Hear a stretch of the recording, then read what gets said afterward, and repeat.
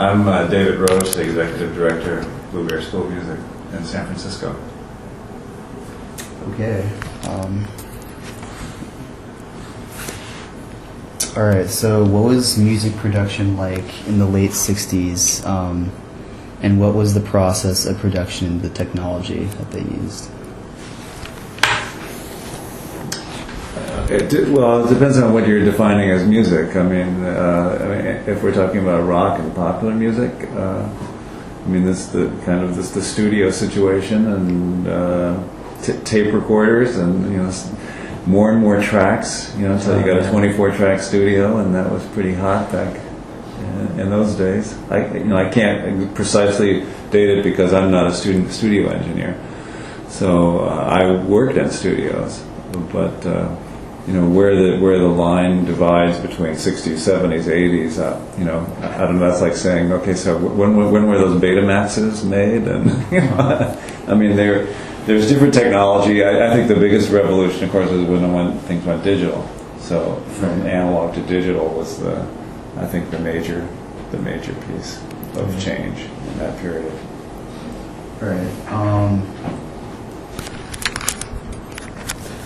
So how did music production change when most people switched to digital from analog?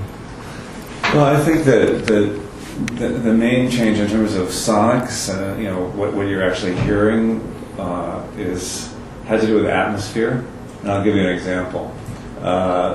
When some of the first digital technology came out, it was simultaneous with the first tour of Tibetan monks singing, and Mickey Hart and Grateful Dead were involved with that, and the recording that they made on kind of early digital was, with digital it's chunks of sound that are put together very rapidly instead of a sweep of sound that you get like a second hand on a clock with analog. That's how you're recording that way. With digital, it's like samples, like ding ding ding ding, really rapid. But of course, the first digital recording was not as fine-tuned. So anyway, the Tibetan monks, who would normally sing in a sort of a monastic setting, and there's a lot of atmosphere involved. They're singing, and you've got these echoes and so on. Well, that was being picked up in the digital technology as noise and being eliminated. So the early recordings, would be very quote-unquote clean. But maybe that's not what the important part of the music was. It's sort of like data collection now. You can collect data on test scores, right. And is that the important piece of somebody's education? How well they did on tests, as opposed to how well they might have gotten inspired by the subject matter and gone on to great things.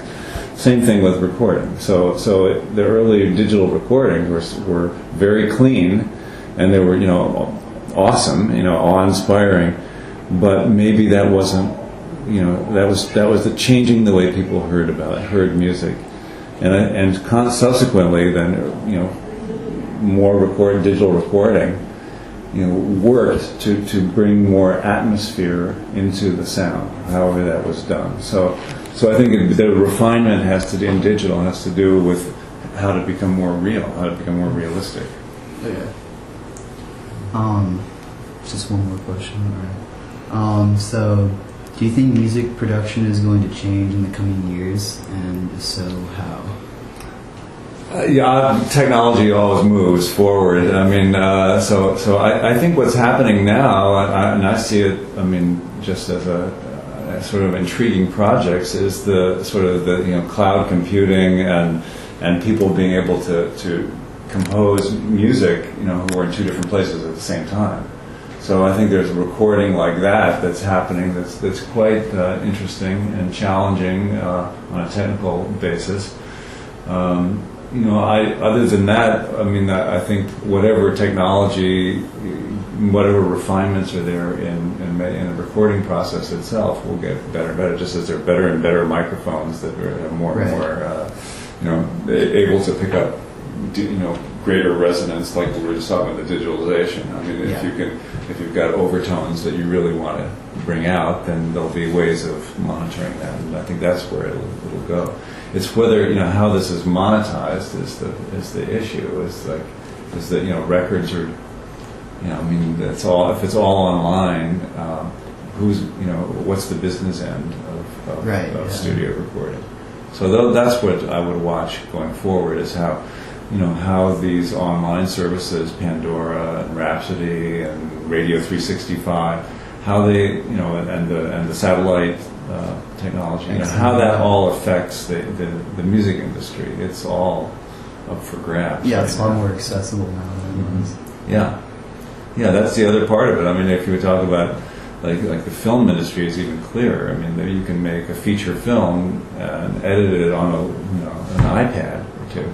So it's like the studio costs themselves over that same thing with analog to digital have really come down. So in a certain way, so that in your home studio you can make production quality material.